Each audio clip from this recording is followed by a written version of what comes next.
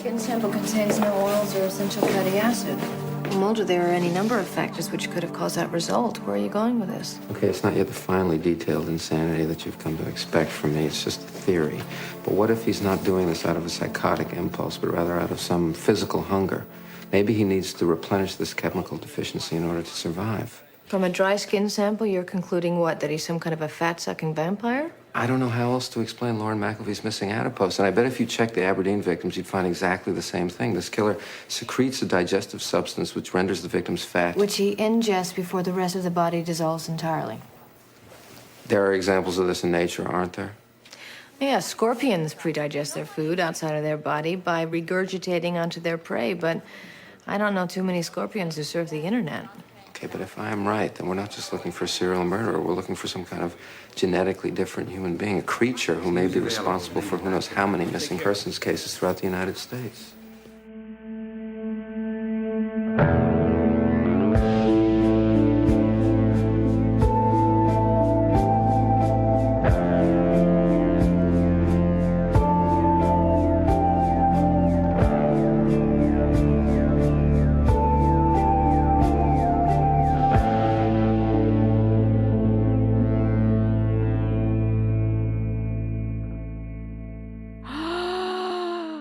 Yuck. Hello, and welcome to the X-Files. That's the EX-Files, a podcast where we're watching and discussing every episode of the X-Files one by one, spoiler-free.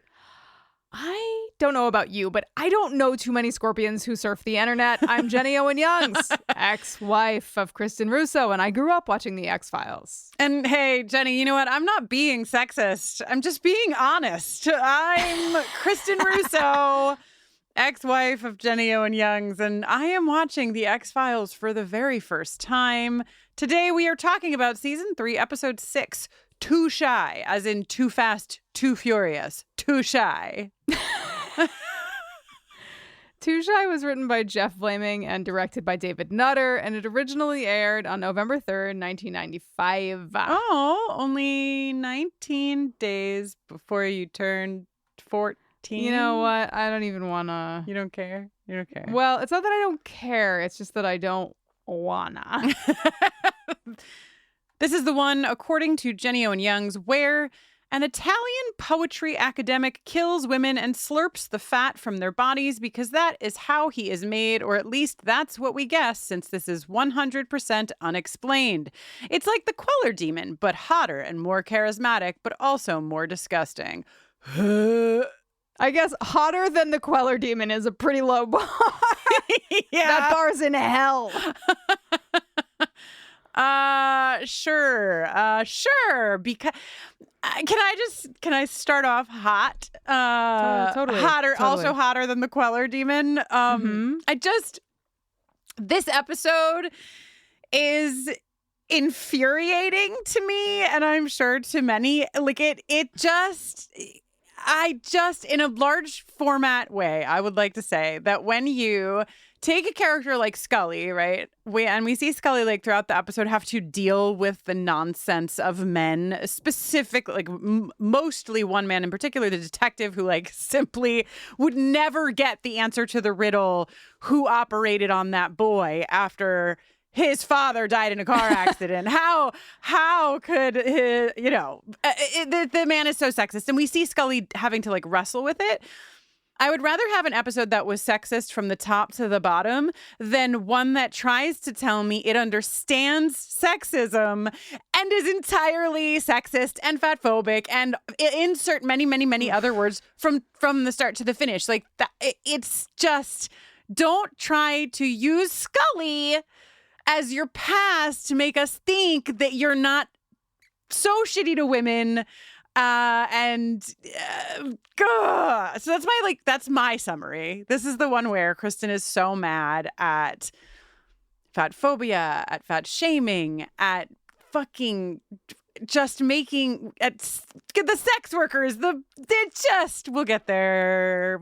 I've never been so happy to see a man in a tub full of digestive goop as I was about 2/3 of the way through this ep. Yeah, take that bath, you bitch. Jenny, I I started my notes with the most and possibly only satisfying thing in this episode is getting to watch people type a lot on 1990s era keyboards. The clicking of of these keyboards, the clicking of the mouse, and then also watching everyone's mouths move as they nearly silently say what they are typing. Yeah. Wow. Give me the click and the clack. The kids these days are buying keyboards that click and clack again, right? They're going back to the big keys. Is that what's up? I don't know. I feel like cool people Sounds have keyboards nice. that have like big fucking buttons on them because it's so buttons. satisfying. Anyway, should we talk about LaToya? Let's do it. All right, Jenny, you usually do the scary ranking, but I put in a special request to read Yeah. nearly You said, out of my way, Jenny. mostly because I have never wanted to read nearly every word LaToya wrote in her production notes, just like top to bottom. There are some bits that are not going to be in this and that will probably surface in other pieces, but I've highlighted almost all of her notes so that you can go on the journey that LaToya went on and that we went on with LaToya when we read her production notes. Normally, a standard procedure, LaToya starts her notes to us with her scary rating, okay? She begins. Scary rating. I'm saving this for last. Please read all of my notes first and in order because they chronicle a whole journey. From what I'm accidentally seeing on Reddit, I think this is a fat-sucking vampire thing. Time to bring up Amy Adams on Smallville. I understand Smallville just did the more sanitized WB version of this, but at least I can watch that episode with a twinkle in my eye, and it made the woman the vampire instead of ... this. So, from what I've seen so far, as I continue to put off this episode for as long as humanly possible, I'm going to be very upset watching this episode of television. I'm going to watch it on my laptop to, I don't know, make it feel less. This will not be as fun as watching Amy Adams' turn on Smallville. Then LaToya goes on to quote, Monsters of the Week, Zach Handlen. I bolded the specific parts of this sentence that gave me much pause in bold. Still, Virgil is wonderfully gross. Draining his victims of their fatty tissue and leaving corpses in his wake, bold again, like masses of bloody pudding. LaToya note, specifically, bloody pudding, no. She continues. What also gave me pause was looking ahead at a few follow-up episode reviews in the book, not to spoil, but just to gauge what Zach and Emily thought quality-wise, which, we'll see. And seeing that Emily St. James wrote this in the first sentence of her 3x9 review, season 3 is the last season in which the mythology is wholly rewarding. Just great! It's not like there are a million seasons plus feature films of this show after all. Okay. And LaToya ends, guess what? I read and wrote myself out of watching this episode. I will do it, eventually, in the safe light of day, when I don't have to sleep right after, and I can force my mother to watch it with me. But first, not now, but before I even watch the episode, I'm going to read the script and transcript. I'm sorry, but also, my fears should make for great material for y'all to discuss on the pod. And I hadn't even mentioned yet Kristin's warning to me not to eat while watching the episode. I'm upset. In conclusion, scary rating 5 out of 5. LaToya officially quits the podcast. Sidebar, not really, but you people can't force her to actually watch this episode until she's good and ready. So this is the rating until she decides otherwise. This is so fair. This is standing ovation. I texted LaToya and was like, these are my favorite production notes you've ever given to us, ever. Like, no, actually, later, actually on a smaller screen. Actually, forget it. I forgot about eating in the X-Files because we've kind of had like other stuff going on in season 3 for a while. And I like let my fucking guard down. And there I was eating dinner, watching this fucking ad. The minute it started, I was like, oh no, I forgot. Don't ever try to eat and watch this show. Yeah, this is a tough one. The only thing I think that could have like changed things a little bit food-wise, like I would have loved to see in the grand tradition of Scully, like eating fried chicken out of the bucket or getting rib sauce all over her face. If there had been like a great Scully eats messily moment in this ep, I would have celebrated that. This just like, so Jenny, to your like, not your point, but the episode's maybe point of is he just born with it or is it Maybelline? Is he a monster or is he just going after what he needs to survive. This guy. Yeah. And I started watching this episode with Jess. She was like, is this a monster or just a guy with a situation? And like, I don't think that I don't know. It's like, I mean, obviously they have like this whole like the scorpions and the, digesting their food before they eat, whatever, all of that stuff. Okay. That's like sort of getting into the realm of kind of like theorizing, if not necessarily like ironclad explaining. And we have plenty of episodes of this show where things aren't necessarily explained, but they are satisfying in a way that this episode, I think, really misses the mark about.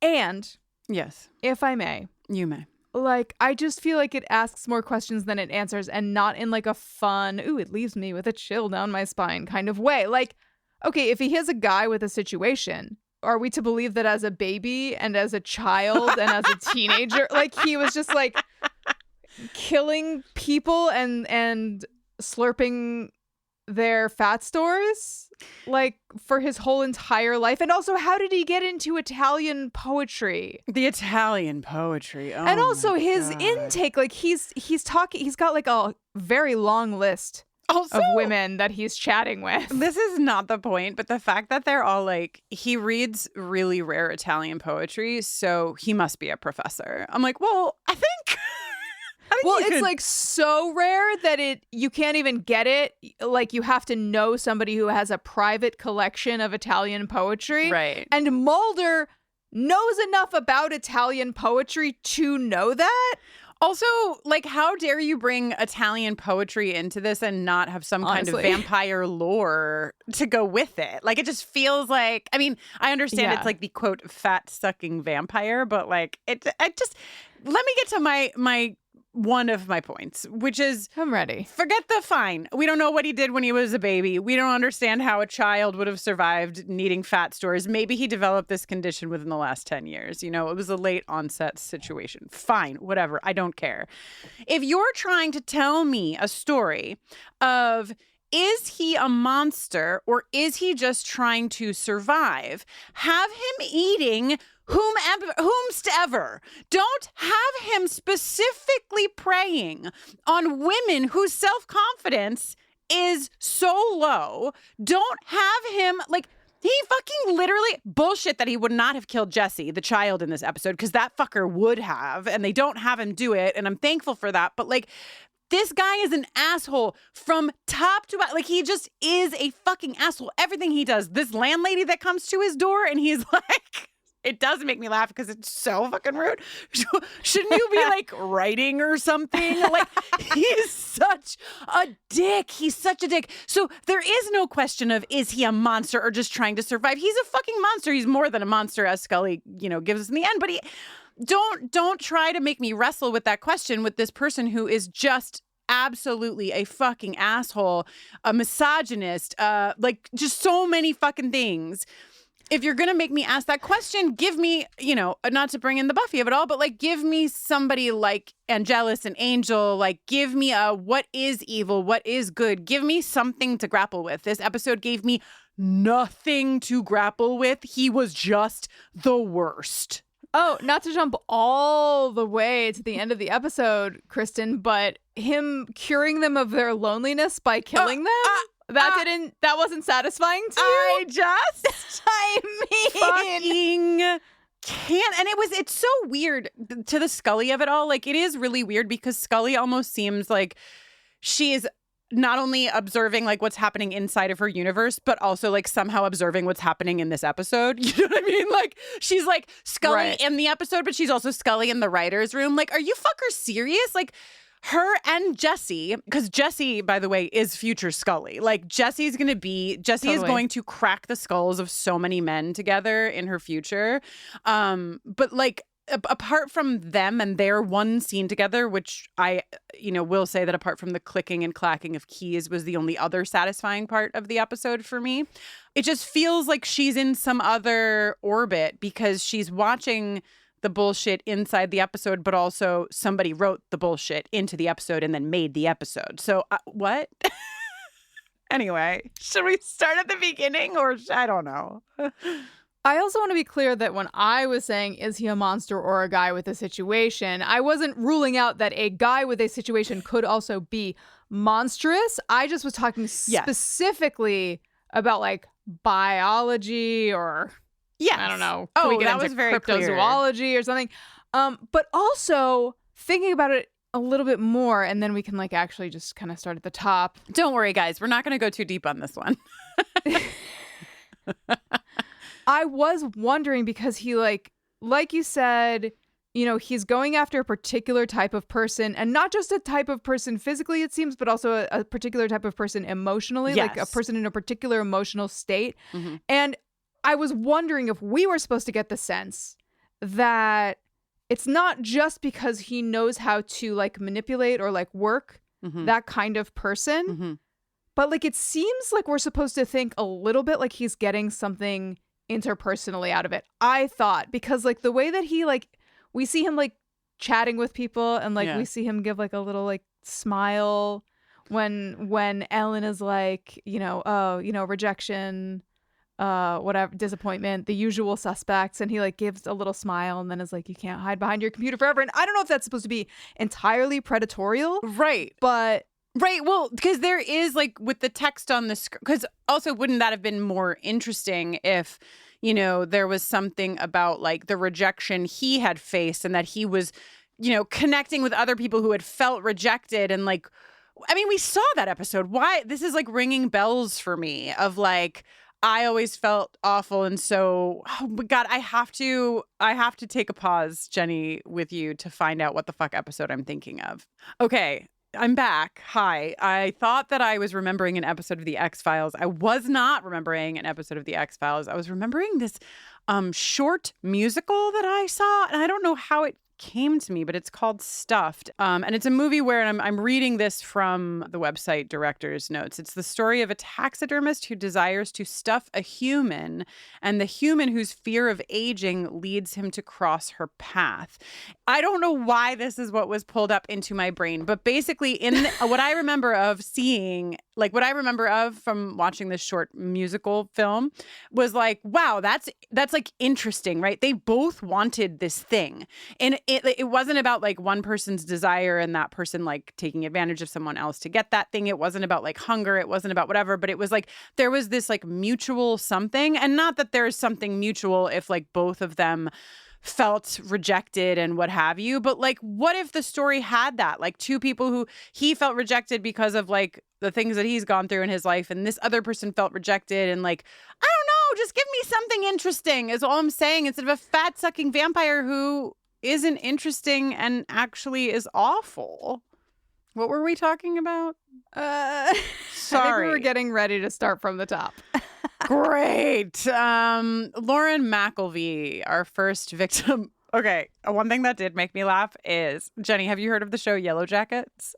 I have. Do you remember when young Melissa was then adult Melissa, and the way we all knew it was because young Melissa always wore her baseball hat backwards, and then Hilary Swank was wearing her baseball cap backwards. And that's how you know queer culture. Like even though the opening scene shows this car, this very distinct car, and then once again after Lauren is killed by Virgil, shows us this car, they zoom in on her shamrock necklace, and we were all like, yeah, we know it's fucking her. Like, who else would it be? Listen, it was a different time. It was actually, Kristin, it was 30 years ago. Okay, don't rub it was it over in. 30 years ago. The televisual language was just different. Yeah. They really wanted to make sure you knew that rapidly goopifying body belonged to the woman we had just met. Things to celebrate in the cold open. The police officer's jawline, which was sent down directly from Mount Olympus. Absolutely love it. Oh, this is the same shooting location as the end of the car chase in the Erlenmeyer flask. Remember that episode? That tracks. It looked familiar to me. That makes sense. I found myself wistfully thinking about season 1 while I was watching this episode. I was like, remember Beyond the Sea? I think remember more ice. I think that's why LaToya and I are struggling as much as we are, is because, like, you know, I think that I can speak for both of us in saying that there were some episodes that we enjoyed and like got into, and, you know, it just kept being said, just wait until season 3, which really makes it feel like season 3 is this departure from everything else. And it isn't, in my experience at this point. Like, I don't find there to be a departure yet. I find it to be composed of some episodes that I'm mildly into and some episodes I'm not, and then I expect that there will be some that I'm like, wow, now that was a fucking episode. And like Clyde Bruckman like got there for me, that had carried double the weight of like being the episode in the season. But I think I'm just not finding what it is that makes everyone talk about season 3 the way that they do yet. Okay. However, I want to know, biologically speaking, if our fat holds together the rest of our shit. You know what I mean? Like, if you take, because Lauren gets gooped, which is what we will call this, by Virgil, and she's gooped enough to be not alive, but she's still like in a form of a body, right? But then they get her to the morgue and she just she's skeleton soup is what I have called her in my notes. Right. So why is that true? Is all I want to know. If you are someone who understands the way the human body is held together, if you sucked some of the fat, most of the fat out of a body, would it just... Kristin, I don't think it's just that the fat has been sucked out. Mm-hmm. It's that he yaks this organic compound similar to stomach acid, twice as acidic. Right. It's a digestive enzyme, right? Okay, so it's digesting the whole body. Yeah, and it like maybe loosens up the fatty tissue first or something. Or like makes it easier You've for answered him me to enough. Extract that. I'm good. And then continues to dissolve. I feel and goopify. I feel the rest informed. Of the I feel body. informed. No, okay. Okay. The landlady. Okay, so the landlady also makes the women in this episode. Everyone needs help and a hug, except for Scully and Jesse. Like, because the landlady, and like, this is another thing. First of all, like, the landlady, because of this fat sucking vampire plotline, they were like, we're casting a woman who simply has 0% fat. Like, she like is so specifically cast to be unappealing to Virgil because she is not edible at all, right? Which is just fucking the whole thing. And the fact that if you're not desirable to him, this is, again, like, part of me is angry with myself for even having feelings about this. You know what I mean? Because, like, fuck this episode. But just, he doesn't want to eat her, so he treats her like a pile of garbage. And then the writers write her so that she's like, doesn't give a shit that he is treating her like a pile of garbage, and is just like, but I'll just put the poems at your door, and then can I take you out to dinner? No? Okay. And her daughter is like, dude, mom, get your shit together. Yeah, it's a mess. It's a mess. Also, okay, we don't have to trudge at a steady pace. No. Linearly through this, right? Okay. But there are so many books in his apartment, right? All of his Italian poetry or whatever. And we learn from Mulder that his kind of MO cropped up in Mississippi in the very recent past. So he was in Mississippi, I assume, with all of these books. Then he moved to Cleveland with all of these books. And I just feel like for a guy who's got to like slurp a seemingly uncountable quantity of women just to keep away his rashes, I just feel like he should be living a travel light lifestyle. Yeah, also, like, don't even mention the fact that this doesn't seem to be what he needs to live. It just is part of his skincare routine, you know? It's like, well, he says he has a hunger. But he is alive hungry. A month later, having not eaten anyone. I know, but did you see his... he looks messed up. And I feel like when you are veering in the direction of unhealth, often your skin is the first thing to go. Sure. Also, please see vampires going to the butcher for blood. I'm sure that there is a way. Now that for is this a real question, right? Like, can't because- he just use other fat that isn't human? I don't think nothing in this episode led me to believe that it needed to be human fat, let alone the fat of women who he pretended to. He's just trying to be efficient or something. But this is really, it's giving, we have Squeeze and Toombs at home. Exactly. I also, okay, you know what? Before I get angry again, chronologically, we're at my favorite scene. Scully gets an autopsy. Well, she thinks she gets an autopsy. True. Oh, Kristin, I had a question. Yes. Okay. I'm not observing the autopsy. I'm performing it myself. Is that a t-shirt? Yeah, I mean, yes. Or what about perform the autopsy you want to observe in the world? No, Is that a t-shirt? I like the first one better, though they're both good. He's like, you're a medical doctor? Cue that beautiful jingle. Medical doctor. Oh yeah, she's a medical doctor. That's mostly why I was excited, just because, wow, fun. Even Avanthi, who is watching this with me, was like, hey, you can play the medical doctor, Jacob. Yes. Okay, so this cop, it's nothing personal. I'm just old-fashioned Scully. Old-fashioned? Like, she literally is like, oh, I think you spelled sexist wrong. And he's like, whoever killed Lauren definitely had an attitude towards women, unlike me. And then, of course, my favorite line, look, I'm not being sexist. I'm just being honest. Now, give me more of this. This is good. This is a well-written sexist guy in a room with a woman who has heard it all before, seen it all before, and just wants to fucking do her autopsy. Like, I sign on for that show. Now, this man's assertion that women can't do certain types of work because of their predisposition. Now, I don't want to undercut that by asking, but I couldn't help but possibly prove him right as I was distracted in the scene wondering, is that a new lip color for Scully? I don't think we've seen it before. It's true. I didn't notice it in real time, but now that you say it, some part of my brain must have cataloged it because You it stored does it. Oh, yeah, it does feel accurate. So Scully's like, out of my way, time to autopsy, but there is goop leaking out of the morgue fridge. Shouldn't the seal on this be absolutely air and watertight? I don't think so. I don't think it could be tight enough to contain the liquefied remains of a human. Also, like, the reaction in my home when there was dripping was, no.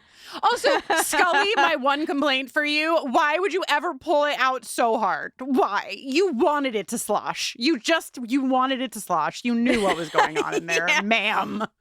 Also, again, not to be misogynistic, but Detective Cross is proven right in that Scully is unable to perform this autopsy. Okay, so brief scene with Lauren's roommate, the classic. He seemed so nice. Wait, how is it classic when she kept hard copies of his emails to her roommate? Okay, yeah, you know what? You have a point, Jenny. I missed some details in my blinding rage. Speaking of blinding rage, Jessie, the landlady's daughter, is blind. And I think that the only two things that we hear her say to her daughter are, one is like, leave me alone and let me flirt with this monster. And then the other one is, have you found the drop cloths yet? We were both like, Jesus fucking Christ, lady. So like, mean.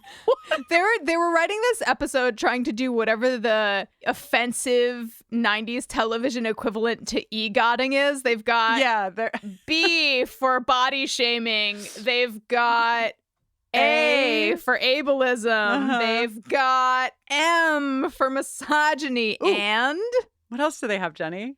I don't know. I didn't think about this before I started talking. I was really excited. We got to BAM. Bam! Oh, what if there's a second M and it's more misogyny? honestly, anti-Scorpion sentiment. Bama. They bammed. You've been bammed. A lot of mixed messages about bodies, women's bodies specifically here. She's on a site called Big and Beautiful. Cool, great. But Love also it. we were told that this is a situation called Lonely Hearts, which seems like a separate... I don't think that Big and Beautiful and Lonely Hearts are the same... you know what I mean? Well, And in the same breath, the roommate is like, she was on a site called Big and Beautiful, pause. She kind of had a weight problem. This episode is so like steeped in early 90s body culture that it absolutely not a single writer in the room had any understanding of the fact that you do not need to be skinny to feel good about yourself. And also that you do not need to be skinny to have confidence. Like, it's playing on this idea that you can only be confident if you look a particular way, a very particular way. And without that, then you must fall into the category of Lauren as written on paper, Ellen as written on paper. And it like... And, you know, and this is something like I think about like the like Fat Monica joke on Friends in the 90s. And like this is a time when, you know, I'm sitting here like speaking about it like this here in 2026. But in the 90s, I also was completely unaware that anything but this could be true. Like this was the water that we sat in the 90s. There was nothing to tell us otherwise. And this episode is just like, God, so soaked in it. what I think is even kind of worse, like the full sentence is, she had kind of a weight problem, but Too Shy didn't care. It wasn't about sex with him. Oh, God. Indicating not just that like certain weights are problematic, but also that only certain types of bodies, like only people with certain types of bodies are going to have sex or will be desired. Also, Kristin, I just wanted to hop back and clarify. Lonely Hearts is what Mulder specifically refers to when he's talking about the Mississippi cases, which is a newspaper-based subset of the classifieds that are like, remember my favorite ever song about pina coladas and getting caught in the rain? I do. Where they send each other personal classifieds. Nothing more romantic than both wanting to cheat on the other person. This is what I'm saying. A match made in hell.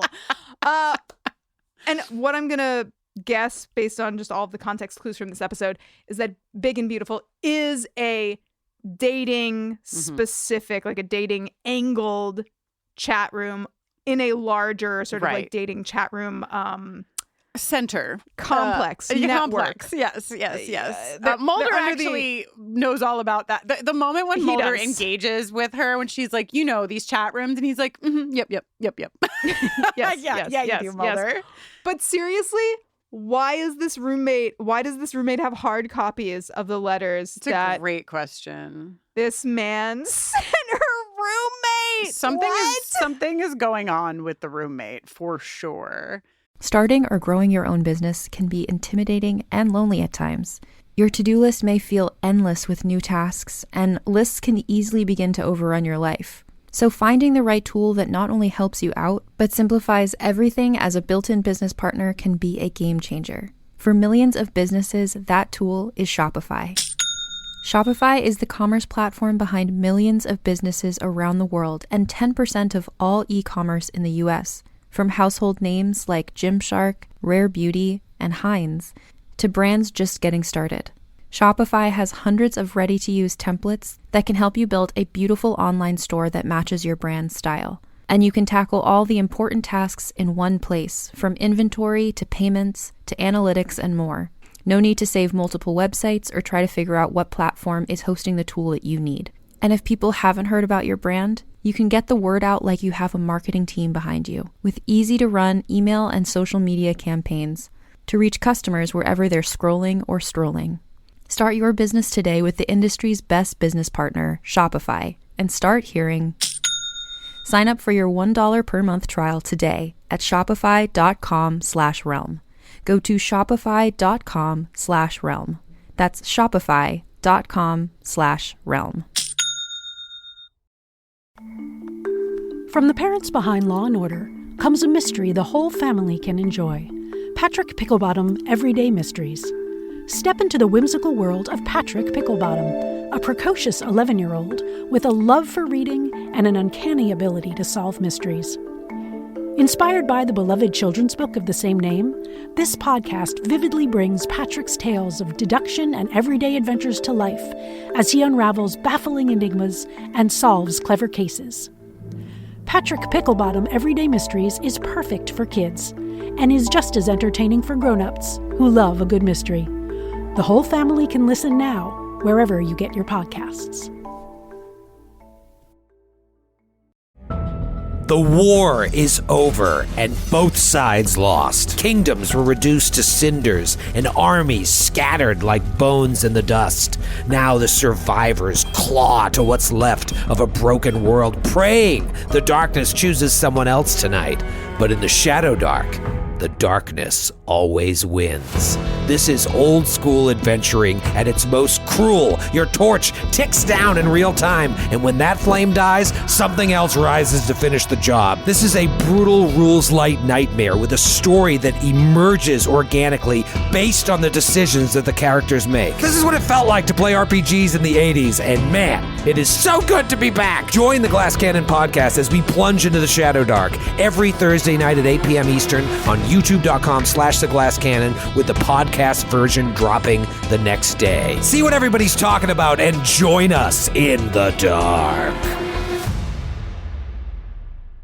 But obviously, I think that like this point has been made without even making it, but it's just like, okay, so there's a chat room called Big and Beautiful. Why are you only showing us? Because to me, they are only showing us Lonely Hearts, right? Like, this is a different thing, a different place. It's not even in the classified. It's on the internet, but these things are equated so much. Give me a better story. Give me a better story.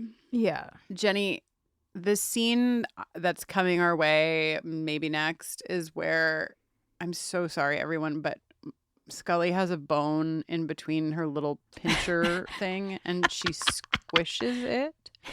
And I wrote, if LaToya had seen this smushy bone, she truly would have quit the podcast. So please, LaToya, if you're listening, don't ever watch it. Just don't. Okay. Looking great, but feeling awful. It's the Ellen story. This lady's going on a date. Her fucking neighbor, Joe, is like, Ellen, there's a literal serial kill. Like, this is not...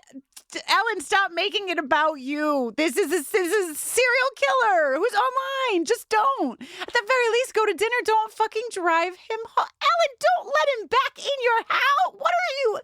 Oh, Ellen. It's tough, but he also is like... He's like King Anglerfish. He knows exactly what to say, how to say it. Yeah. And seems to really mean it when he says things. You think? I don't think he means it in the I think he means it in the way you mean something when you need to eat. You know what I mean? Like, well, hey, we've all been there.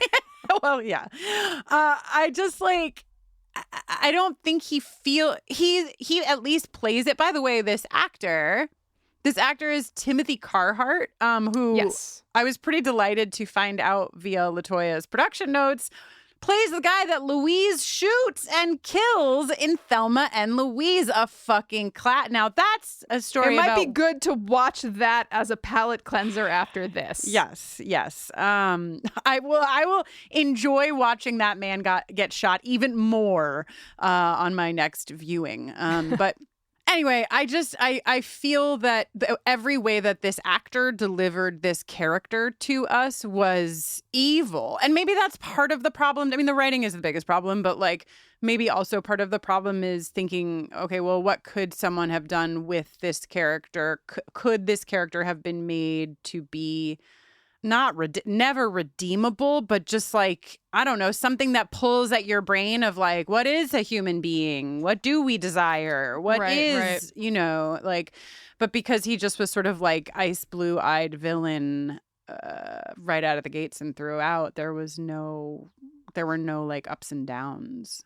Yeah, I feel like there's room for this idea to be executed with a more interesting and even possibly somewhat sympathetic villain. I would like to watch the episode of Smallville with Amy Adams as a starting point. That does sound interesting.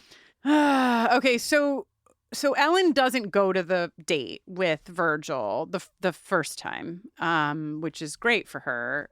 He's so mad. He throws his flowers in a puddle. Right in a puddle. Right in a puddle.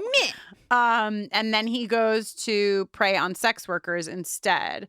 And like this is like underlining this point, right? Like he just needs human fat. He could go anywhere, but this is not just about eating fat for his survival. There is a really dark, sexist, misogynist like line throughout all of this. He needs a specific kind of woman, and I'm not talking about body type at all here. He needs a specific type of woman in a specific type of emotional place. And if he cannot get that, he will pay money to a sex worker to get the thing that he needs. That's all you need to know about this man to not have any question about what a monster he is.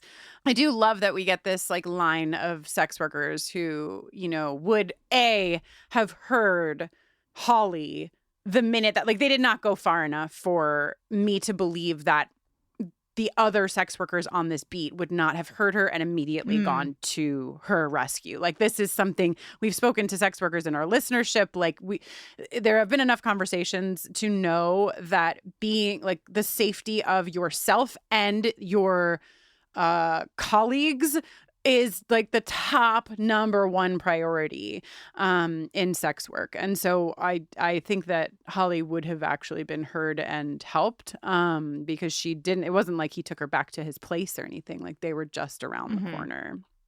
The person to find, so he fucking goops her and she gets some of his skin under her fingernails. I like, honestly, that's an interesting way to put it, Kristin.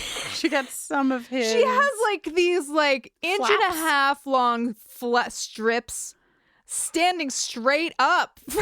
I guess this is because he has no fatty tissue and no oils in his body, so his skin just peels right off like construction paper. It's like if you took some of your skin and put it in the air fryer, you know what I mean? No, I don't know what you mean, and I don't want to. Thank you. It's like the opposite of what we want from our ass jerky over in Fallout. So true. Gotta get this guy some OneSkin stat. There's a little. Oh, speaking of people who sponsor us, Jenny, do you like my glasses that I'm wearing today? Are those your beautiful new Warby Parker glasses? They are, and they are the Scully frame. So I thought it would be nice to wear them for taping of the X-Files. Wow. Jenny furiously Googling Warby Parker Scully frame. That's right. Okay, so it is another sex worker who finds Holly, and the like John that she's with is this is like classic and whatever, but it also makes me laugh a lot because his literal line as he runs away when he sees what has happened to Holly is, forget this. And like, I have to say that I identify with that general energy for anything like horror adjacent. Like, I want to be the guy in the movie that's like, actually, I'm out. Like, I don't need a credit in this movie. I'm just gonna, no, thank you.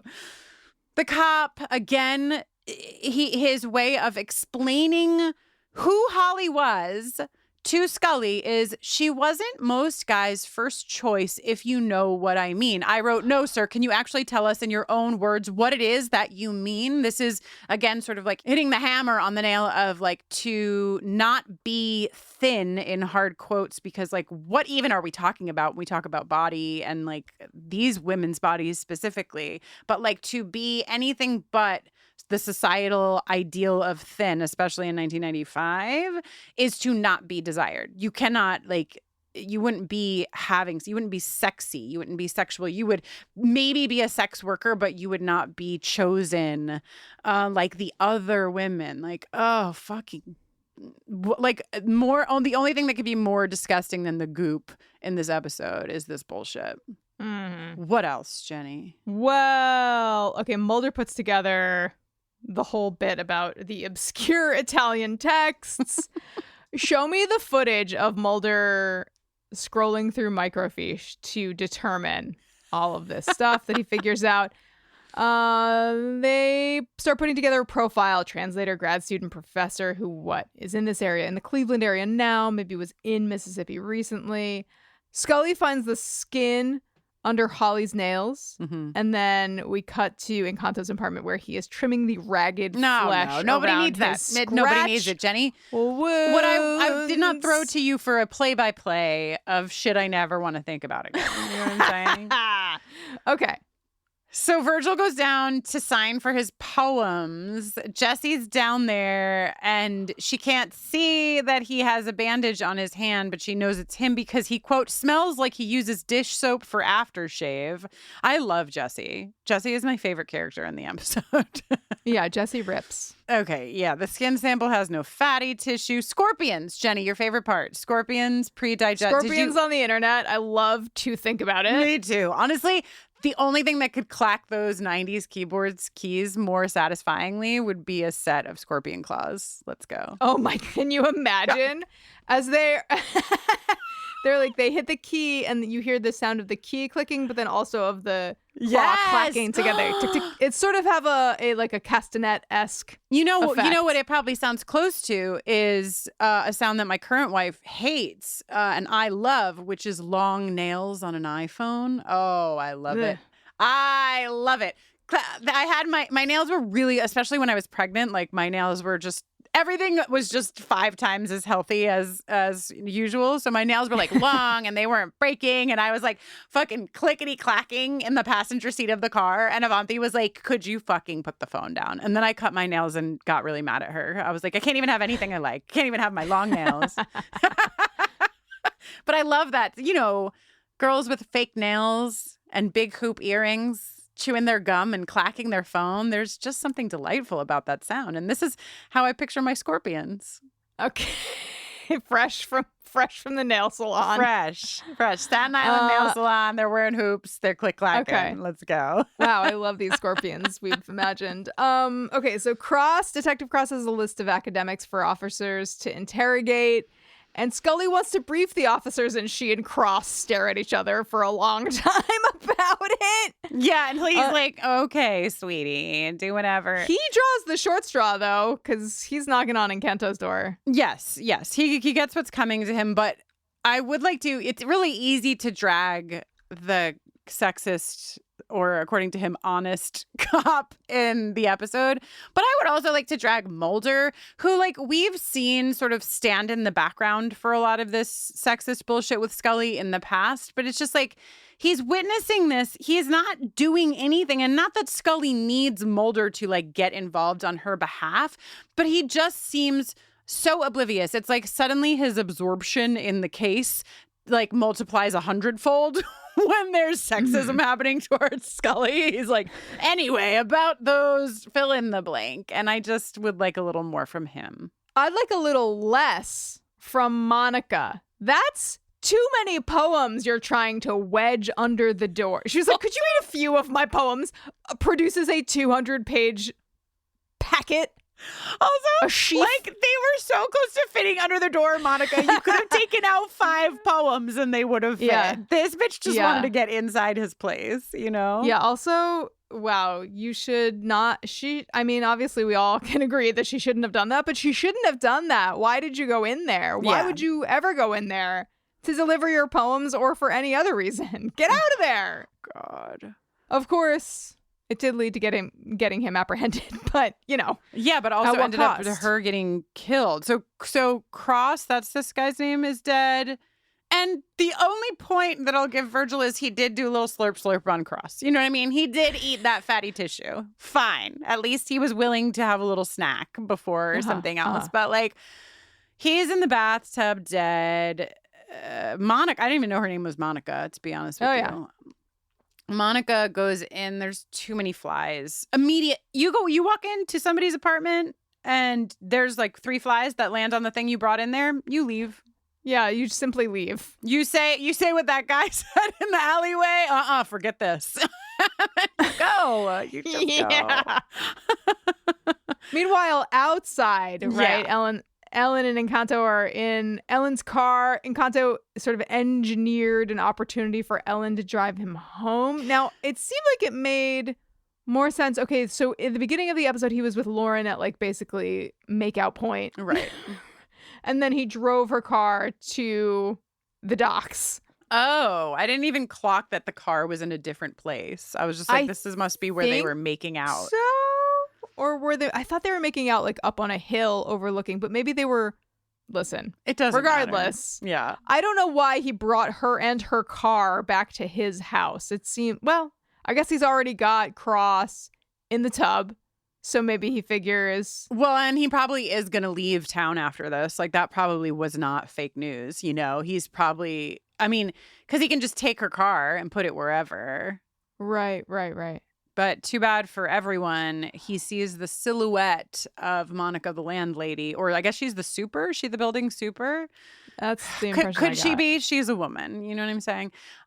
She can't lift a hammer. She can only paint the walls. Anyway, he sees her silhouette. So it should be stated too that like Ellen has apologized to Virgil for standing him up, and they've made another date. They've gone out to dinner. Okay. Right.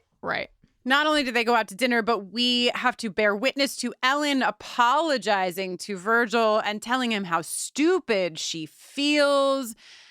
And then, like, watching Virgil, he does the thing of, like, oh, I'm just going to take the bus. And, like, you know, no, you couldn't possibly take me home, when we all know that's his vibe. Then the part that, like, really did it for me, and when I say that I mean the opposite, is when they're in the car and they're outside of his apartment before he sees Monica's shadow up in the window. He says, Ellen, you don't have to be nervous. I literally wrote, I will kill him myself. I will kill him. Okay, I will kill him. Bring him to me. I will kill him. On behalf of Ellen, on behalf of Holly, on behalf of Lauren, and on behalf of all womankind, I will kill this man. Whew. Anyway, so he doesn't take Ellen upstairs. He's like, I gotta go, and goes up to find out who's snooping in his apartment. I do really like love seeing him when he's in a switch flip state, when he's going from like, you don't have to be nervous, to like, you know what, you're right, I have to go. I have a lot of work. Goodbye. Yeah, I agree. And that really, I mean, I think that a lot of things could have been Ellen's clue to like, don't. But like this turn on a dime, and then the fact that he's going to show up at her door being like, let me in. Also, how does he know where she lives? Oh yeah. I mean, I'm sure she told him. This episode also is steeped in 90s. I know him really well. I've been chatting with him for a month. Like, this is new. You know, you have to really, really remember that the internet is very brand new. As a matter of fact, Jenny, I have a quote. It's my favorite quote from the episode. This is Scully. I am going to call the online service and have them fax us the telephone numbers of those women. You want to talk about an EGOT? Can you fax me the telephone numbers? From the online service? So fucking, you get them all. You hit every mode of communication. Holy cow. You're right. Just the idea of the online service faxing you something is just so 1995, you know? Oh, yeah. Anyway. Okay, so Jessie gets to Virgil's door, and we learn that she has smelled, like, we don't know it in the moment, but she knows that her mom has at least been in the apartment because she can smell her perfume.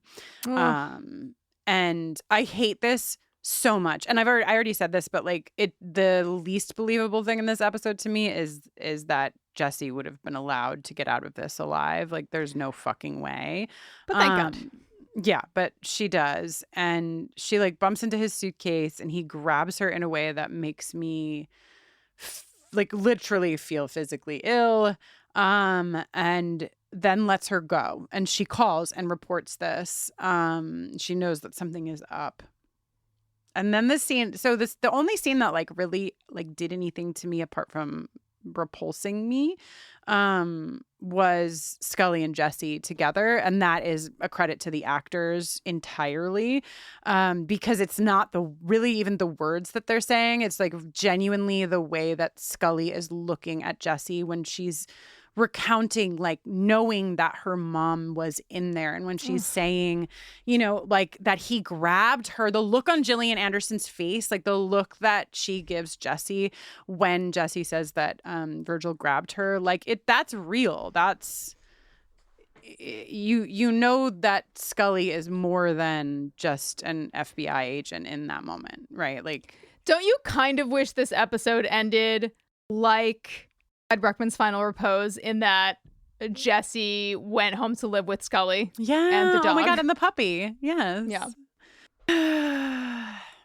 Also, right as she walks away, as Scully walks away, Jesse just says, "Why would someone do this?" And there's this long pause. And Scully just says, "I don't know, Jesse." And I wrote, "But you do, Scully." And it breaks your heart, and we can see it. That's what I want more of. Give me more of these things. Don't give me this bullshit. Give me the good stuff. Remember Eve? Yo, that was the good stuff. Fucking Eve. A delight. Remember when Scully didn't know about Pacific time? Oh, man. A tiny sidebar. Well, first of all, fuck Mulder glorifying Virgil. He's smarter than that. He knows how to survive. Fuck off, Mulder.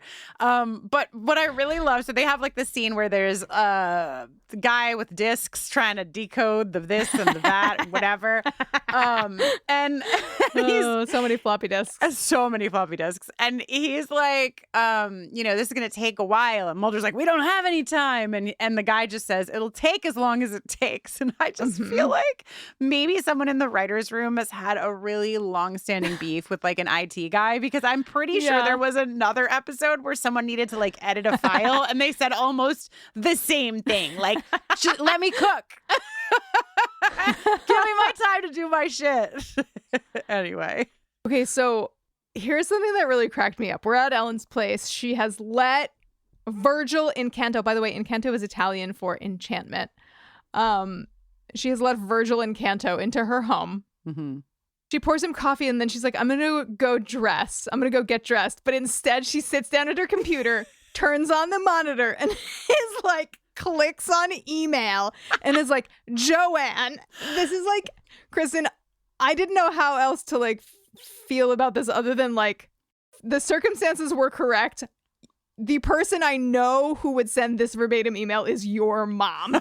Joanne, you won't believe who's here right now. I don't know if I should tell you or not. I have to go. Details in the morning. Ellen, period.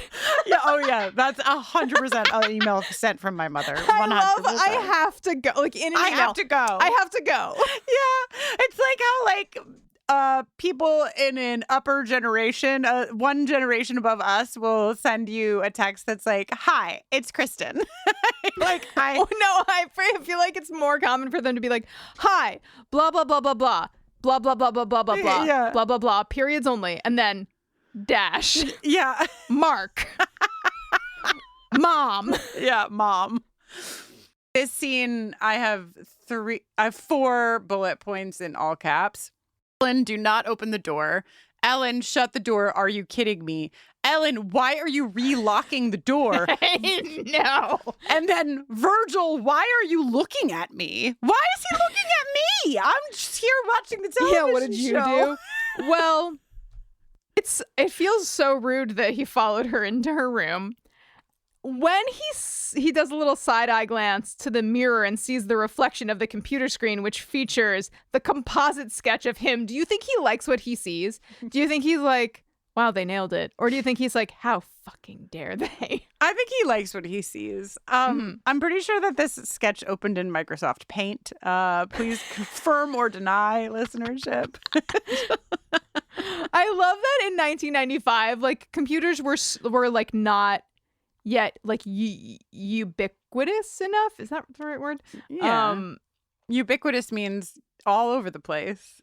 That's what I thought. It does, because I something that learned exists or seems to exist everywhere at the same time. Okay, phew. Okay, so not as ubiquitous as they would become, you know, within 5 or 10 years.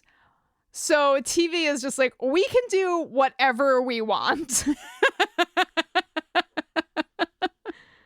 Oh God. So then it's like, I mean, not that it hasn't been fucked up and dark the whole time, but it gets like especially dark here, and like clearly there's assaults happening, and in this moment it really, like, the sexual assault of it feels much closer and much darker. I think probably because Ellen is like getting dressed, she's like in her pajamas and she's sobbing, and she's just like, what is it that you want?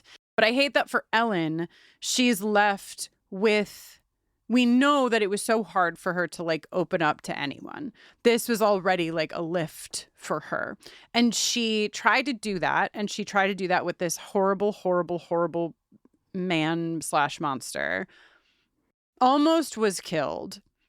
And then killed Virgil. She winds up shooting Virgil, right? And like there's this shot of her after she's killed him that I think, you know, in like the ways of like horror and revenge horror and whatever, you're like, yeah, fuck yeah, like Ellen got what she did, like she got it. She got to fucking kill that guy.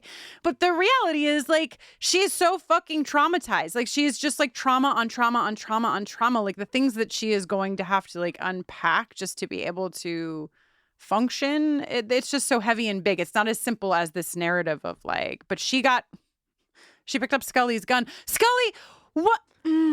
So close to a bathtub, and yet so far. Do you think that's why she forgot her fucking gun? Because I'm pissed. This bitch leaves her gun all the time. Why she left her gun in there? Yeah, she loves to leave her gun. But, you know, in her defense, she thought, I mean, what are the odds that a man would be running down the street at exactly the right moment to make Mulder think it was Encanto and go chasing after him? I would call this a boy, honestly. This is like a young boy. That's like, and there's like a side beat in the episode that actually the guy that Mulder is chasing, he thinks it's Virgil, and it winds up being this very young black boy who is doing graffiti, and literally he just says, "Please don't shoot me," and Mulder like basically rolls his eyes and walks away, like leaving behind the wake of another traumatized black boy. Yeah. Like, sure, it's like literally a half a second in this episode, but just why not? You know, why not throw that in? Anyway, did you have somebody get stabbed with teeny tiny scissors on your bingo card? I didn't, but I'm happy. I there's a lot of things I don't like, but Virgil getting stabbed by Scully with a pair of teeny tiny scissors, great. I also really like the score in this part of the episode. It's sort of like wobbly, stabby synth, destabilizing and like unsettling in a really, really nice way.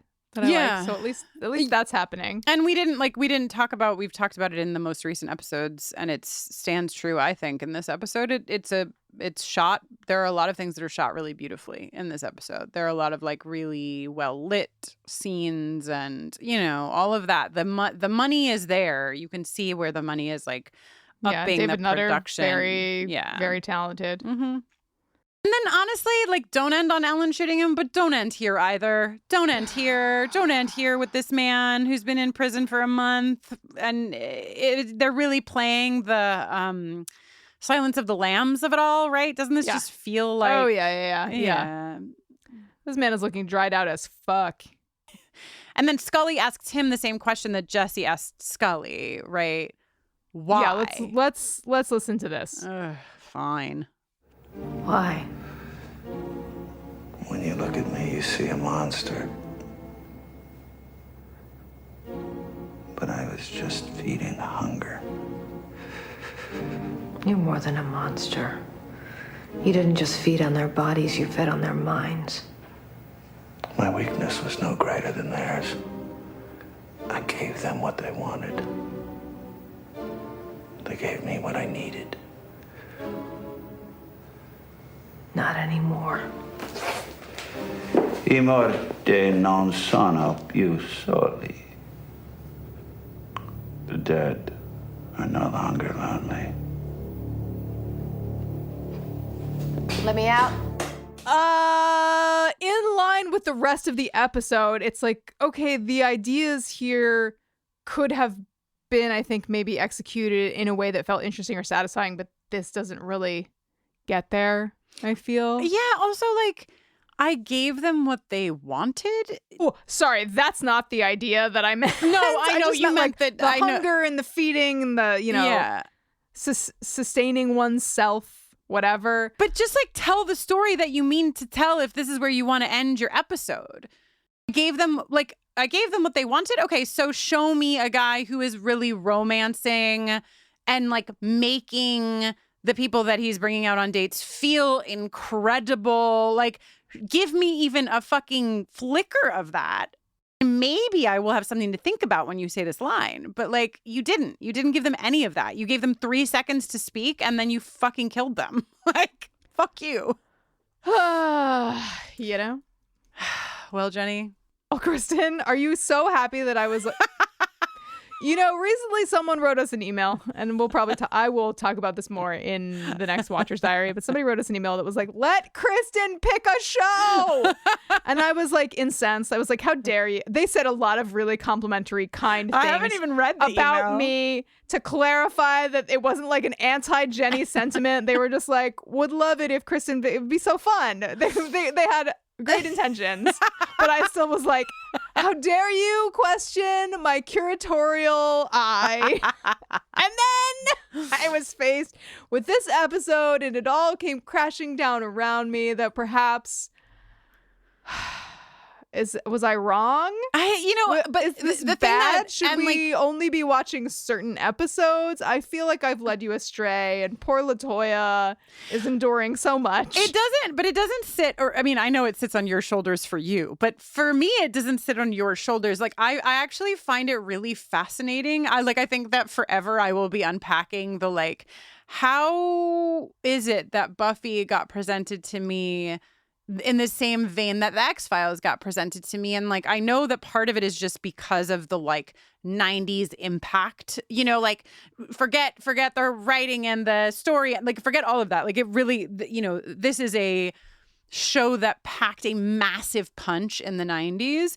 But side by side, I like cannot understand what else makes them kin to each other. They just seem so different to me in so many ways. And I do find that very interesting. I do want to keep watching the show. How we continue podcasting about it, who knows? We can do whatever we want here. But I will say that I don't think that it's not like, and I think I said this to you like off mic, like it's not like you picked this obscure show that you specifically loved. Like this is a massive show. It's a massive piece of the culture of television.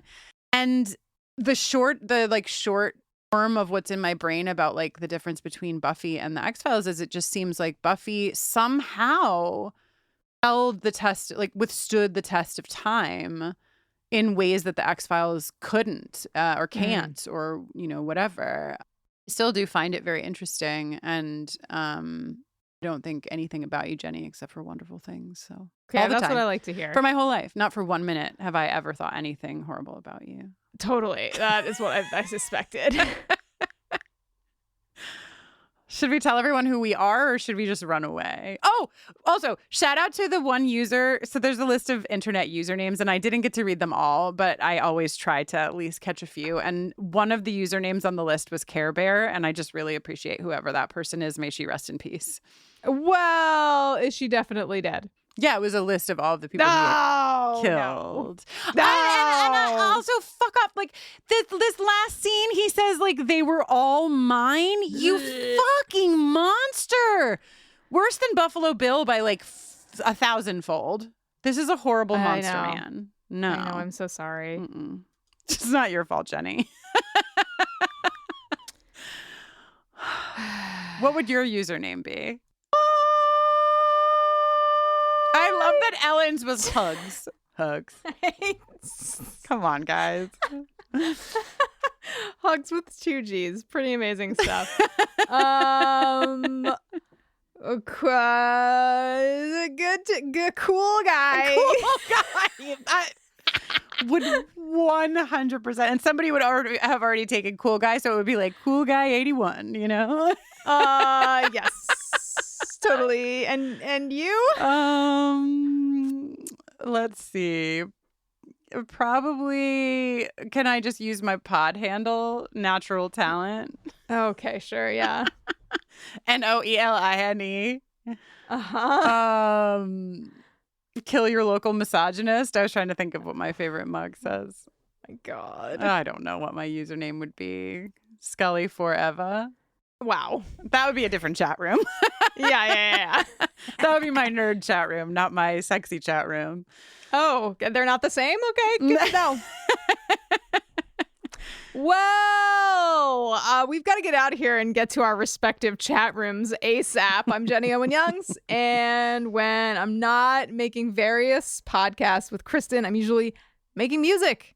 You can listen to the records and songs that I have released on Bandcamp or your favorite digital music platform. And hey, what? I just announced a bunch of tour dates for the fall. I'm going to be up the East Coast and over a little bit to the Midwest, going to Decatur, Durham, DC, suburb of Philly, Cambridge, Massachusetts, New York, Pittsburgh, where I haven't been in 100 years. Is that in order? Are you going up to Cambridge, then back to Pittsburgh, then to New York? You misheard the order. It was Cambridge, New York, Pittsburgh. Oh, okay. So back down. Up and back down. Got it. Just outside of Detroit and also just outside of Chicago, a little hitting some suburbs.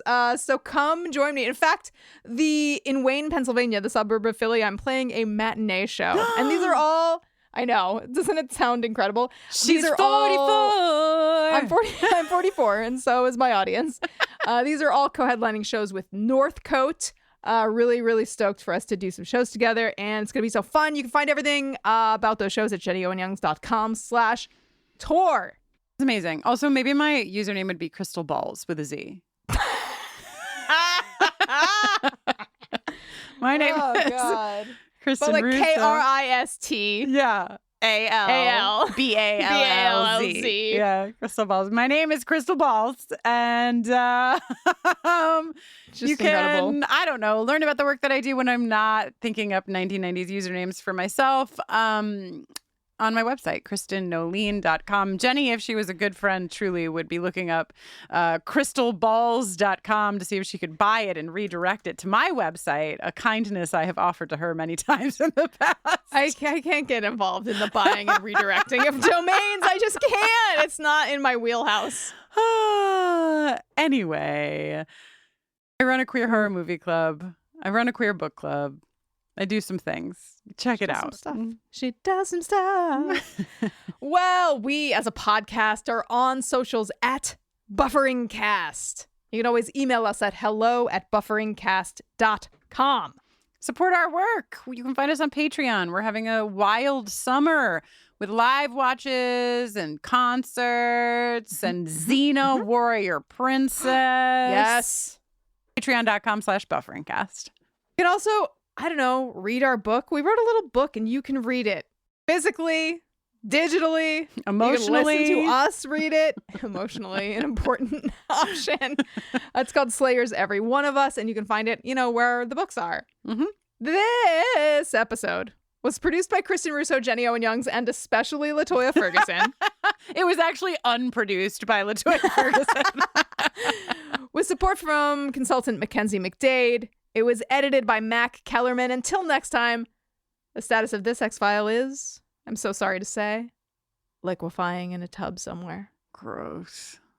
At least it's in a tub.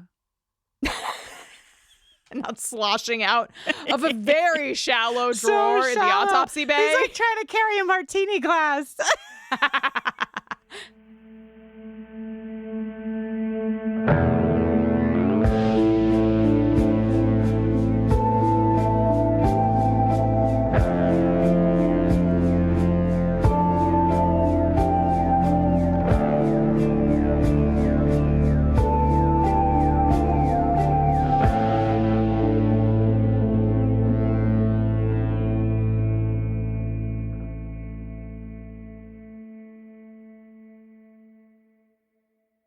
Ever open up your podcast app, scroll forever, and still not know what to listen to? And there are millions of podcasts, and most of them, they just don't grab you. That's why I created Something You Should Know. Every episode is built around surprising, useful, and fascinating ideas. We're consistently ranked in Apple's top 200 with thousands of 5-star reviews. But more importantly, people come back because they learn something interesting every time. If you're tired of searching and you just want something good to listen to, try one episode of Something You Should Know right here on the platform you're listening on right now. For 8 years, we've been asking the same question over and over again. How did this happen? My name's Mandy. And I'm Melissa, and we're the hosts of Moms and Mysteries, the true crime podcast with over 55 million downloads. We're two Florida moms who are obsessed with mysteries. Each week, we do deep dives into fascinating true crime stories. We cover everything from infamous cases like Casey Anthony to the bizarre and complex crimes right here in our home state, like the shocking murder of FSU professor Dan Markell. We bring you the facts, but with warmth and wit you'd only get from two friends who have been hooked on mysteries since childhood. Join us for new episodes of Moms and Mysteries every Tuesday and Thursday. Listen to Moms and Mysteries on Apple Podcasts, Spotify, or wherever you get your podcast.